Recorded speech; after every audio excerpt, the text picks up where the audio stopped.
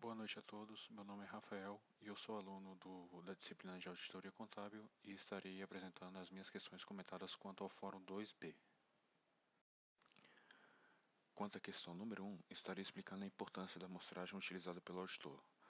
Para isso, irei dar início à definição de amostragem auditoria, que pode ser considerada como uma espécie de seleção e avaliação de uma amostra de itens a partir de uma população onde o auditor terá por expectativa de que a amostra seja representativa da população, ou seja, a partir dos dados coletados, assim terá uma base razoável para conclusões quanto à população pesquisada para testes de controle.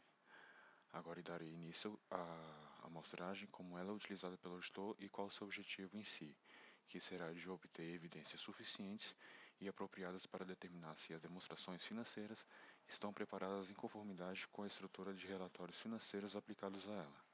No caso das evidências, o próprio auditor irá usufruir de técnicas de amostragem para revisar todos os controles aplicados em determinada organização durante o período.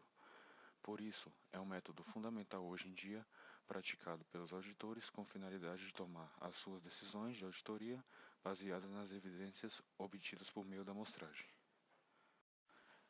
Quanto à questão número 2, estarei explicando a definição de amostragem estatística e amostragem não estatística. A amostragem estatística pode ser definida como uma seleção científica com a finalidade de que os resultados obtidos possam ser prolongados ao conjunto de acordo com as técnicas de probabilidades ou regras de estatísticas aplicadas. Já a amostragem não estatística pode ser definida como aquela em que é determinada pelo auditor, na qual será constituída a partir de aspectos fundamentais do próprio auditor, como a sua experiência, critério e conhecimento da entidade ou organização.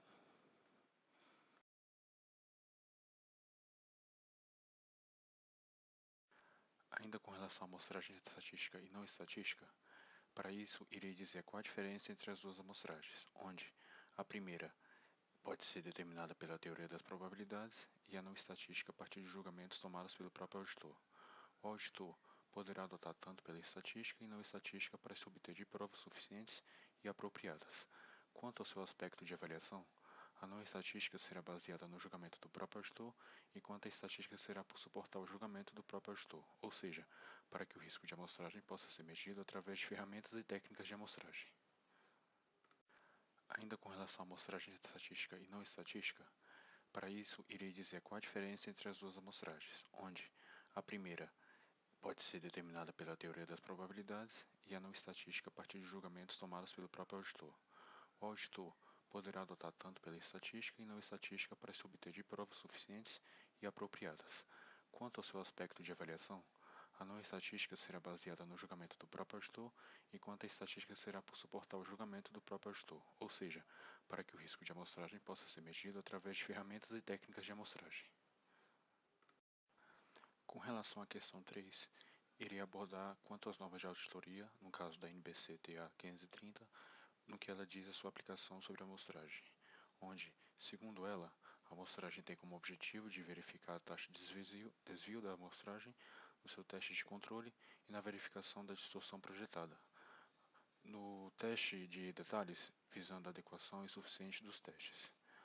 A seleção do tamanho da amostra deve ser suficiente para reduzir o risco de amostragem a um mínimo aceitável. De acordo com as normas de auditoria, o auditor deverá considerar a finalidade de procedimento de auditoria e as características da população da qual será ela retirada. Prosseguindo com a questão número 3, irei falar sobre as falhas de amostragem, onde ela poderá ser realizada tanto nos testes de controle quanto nos testes de detalhes, onde, para que uma amostragem possa falhar, nos testes de detalhes, a distorção projetada deverá ser maior que a distorção tolerável, e nos testes de controle, a taxa de desvio da amostra será maior que a taxa tolerável do desvio. Após tais conclusões tiradas a partir dos testes acima, o auditor poderá concluir que houve um risco inaceitável de amostragem. Assim, o mesmo poderá decidir, a seu critério, a realização de uma nova amostragem.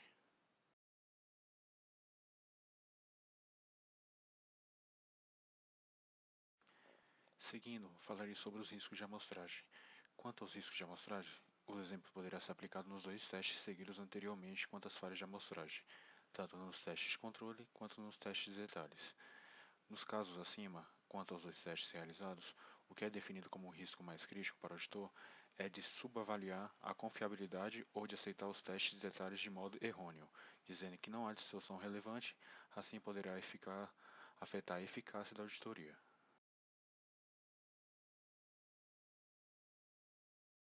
Quanto à questão número 4, irei citar um exemplo de uso de amostragem de auditoria, que estaria utilizando como material de pesquisa a amostragem por unidade monetária, onde pode ser considerada como uma amostragem por atributo baseada na distribuição IP geométrica, ou seja, com um número finito de elementos que serão constituídos a amostragem. Essa técnica de amostragem permite estimar o montante monetário de uma dada população. Como exemplo citado, irei aplicar esse método de amostragem a ser tratado como uma forma de amostragem aleatória sistemática, na qual a unidade amostral é geralmente considerada R$ 1, em vez de um saldo de cliente da entidade auditada ou de um número de documento. Então, por exemplo, a cada R$ 1 de uma transação, cada unidade monetária possui a mesma probabilidade dessa seleção.